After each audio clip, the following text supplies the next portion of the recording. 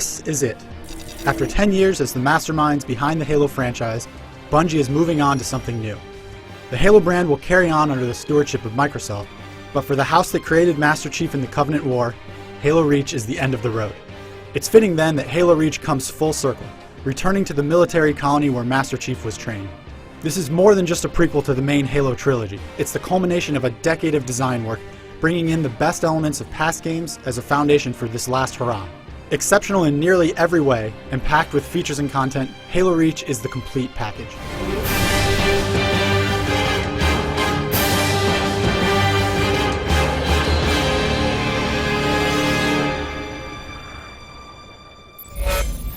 Bad guy coming out!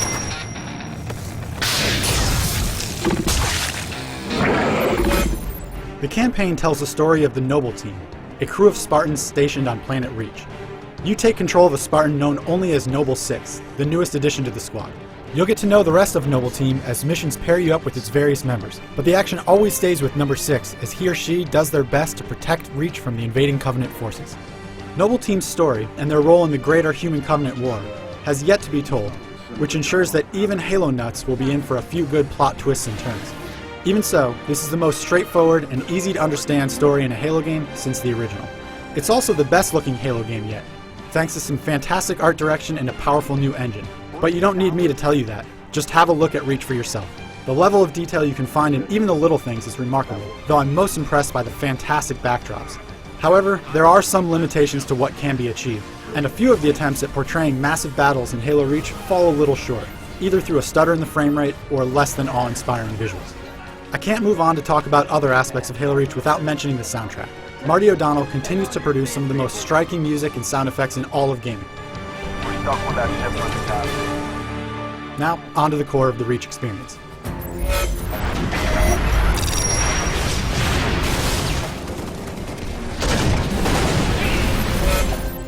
It's tough to summarize the gameplay of Halo Reach succinctly because it offers so much variety. Most will start with the campaign, the most challenging yet for a Halo game. It scales in difficulty as you add players so that the 4-player co-op game isn't any easier. Prepare yourself for a challenge. Though this campaign can test your skills, veteran Halo players will feel right at home. The base playbook remains the same for Halo Reach. Big open battlefields, familiar foes, and the occasional awesome set piece are on tap. Nothing new there. Even so, Halo Reach manages to stay fresh through good variety in the combat and some major additions, like say, jetpacks and other armor abilities. Halo Reach continues to blur the line between the solo and multiplayer games. Everything you do earns you credits, which can be spent in the armory to unlock new ways to customize the look of your Spartan, a look that is reflected in every game mode.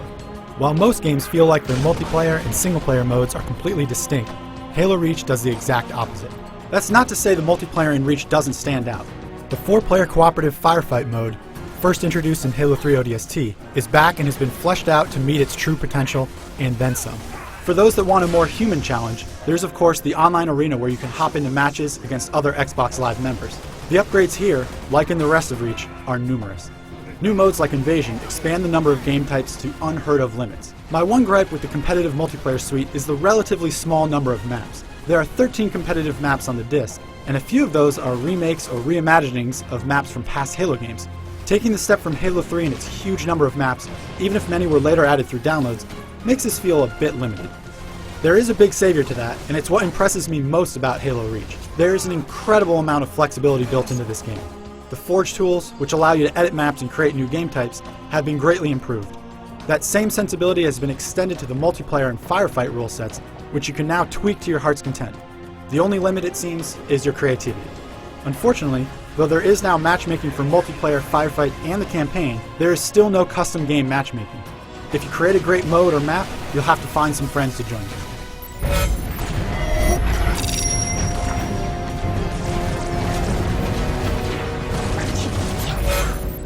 There are elements of Halo Reach that some might find lacking, but they are few. Rarely do we get a game so feature-rich and flexible as this. Almost every aspect, from the excellent story-driven campaign to the robust multiplayer suite, feels like it could stand on its own as a complete product. Yet you get them all in this one single package. It's clear that Bungie put its heart into Halo Reach, drawing on a decade's experience with the franchise to make something fresh and fun, yet familiar. Do yourself a favor and go pick this one up. For more information on Halo Reach, stay tuned to IGN.com.